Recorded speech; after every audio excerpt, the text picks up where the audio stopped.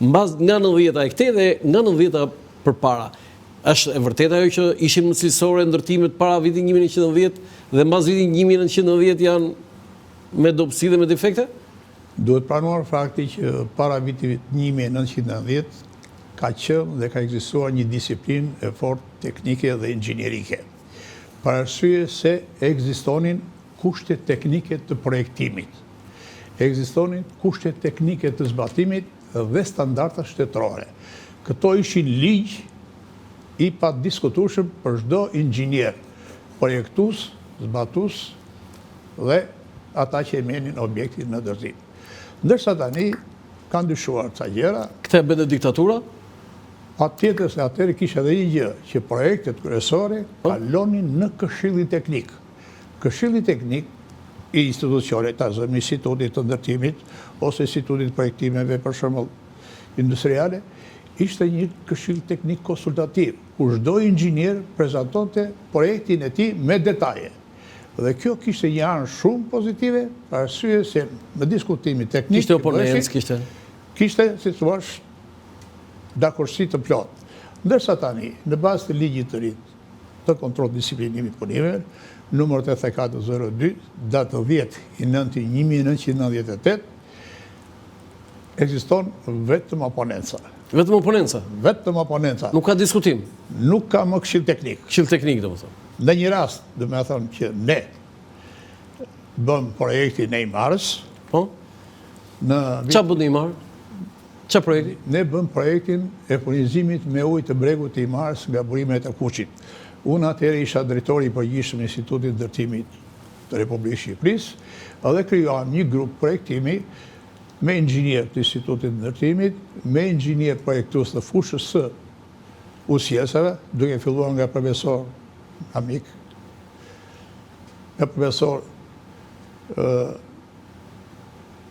Altja dhe profesor Kastrioti që ishin inxhiniera në fushën e UCS-a. Gjithashtu, patëm dhe fatin e mirë se Instituti i Ndërtimit ishte pranë Fakultetit të Inxhinierisë së Ndërtimit dhe u angazhua dhe pedagogët e Fakultetit të Inxhinierisë së Ndërtimit që i jepnin mësim në fakultet. Pra, u krijua një grup projektimi me 10 antarë, inxhinier me eksperiencë në fushën e projektimit të UCS-a. Dhe projekti parë u bë projekti mburimet e Kuqit, Himar. Është një projekt për të vlerësuar se projekti që ne bëm si Institut Ndërtimi u bë me të gjitha kushtet teknike të projektimit dhe ai projekt u pajis dhe me oponencë teknike. Por, fatkeqësisht, do pranuar disa gjëra nuk e cilë mirë. Ky projekt është zbatuar, ne e projektuar në vitin 2014-2015 për fundë projekti dhe është zbatuar para 2 vjetësh, por ka defekt. Unë, Marku Rajon, ti them kryeministit Zoti Rama, se projekti që përgatitëm ne si Institutit të Ndërtimit nuk është zbatuar, por është tetërsuar. Devijuar? Është tetërsuar.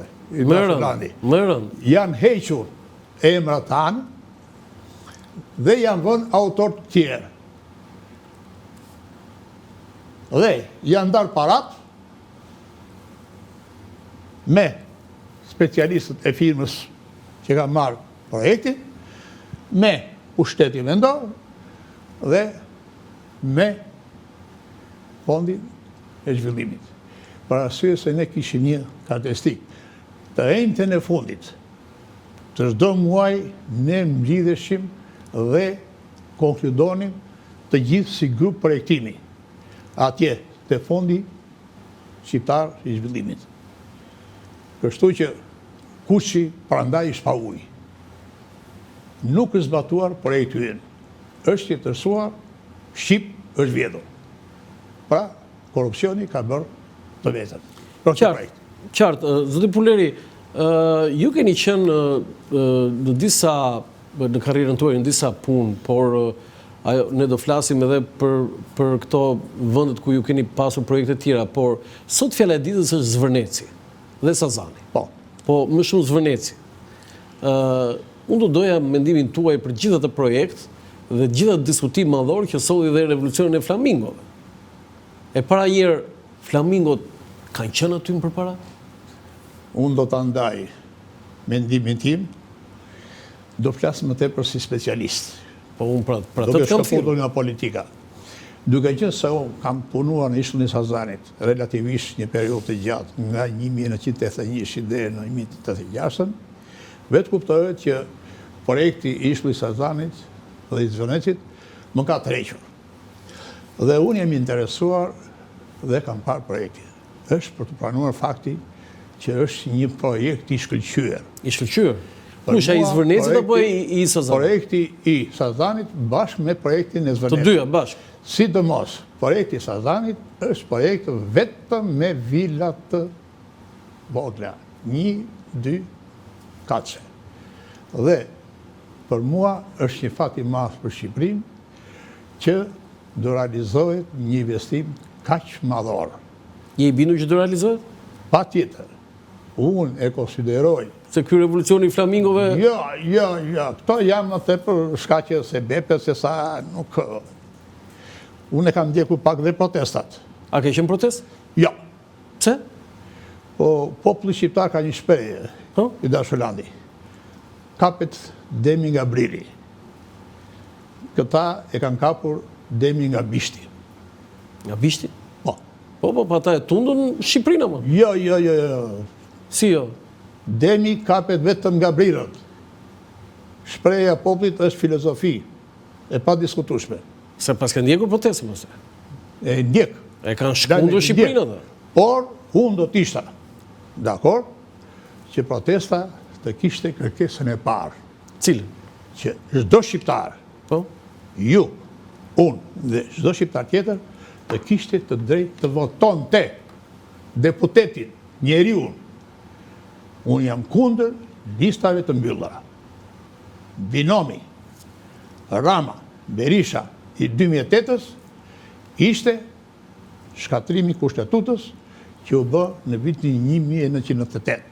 Unë kam qenë atëherë në qarkun e Gjirokastës për kushtetutën.